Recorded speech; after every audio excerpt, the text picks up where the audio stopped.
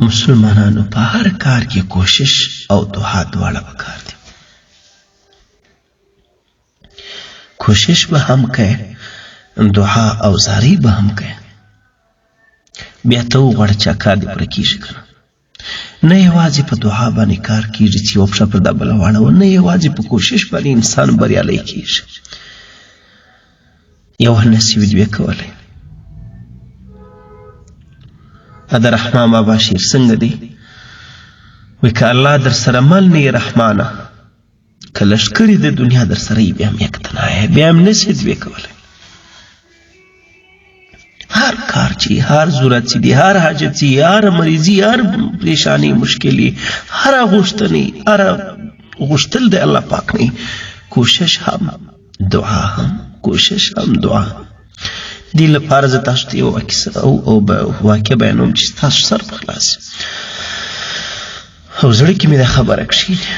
مولانا امداد الله مهاجر مکی رحمه الله ډېر لوی بزرګ تېر شوی دی.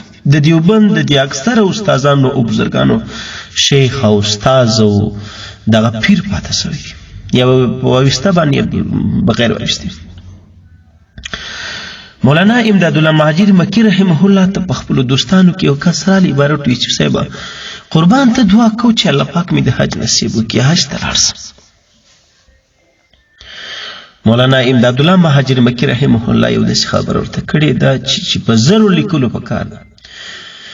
هغه ورته ویل چې صاحبه ته داسې وکړه، دعا درته کوم، دعا دې پر ما باندې ده، لیکن ته یو کار وکړه. هغه ورته څه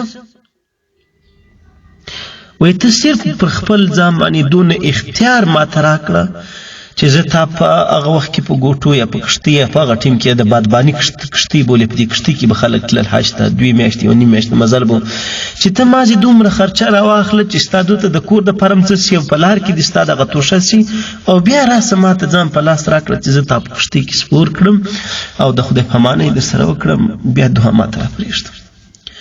هسې یوازې زه دعا وکړم تا په زور د کور راوباسم،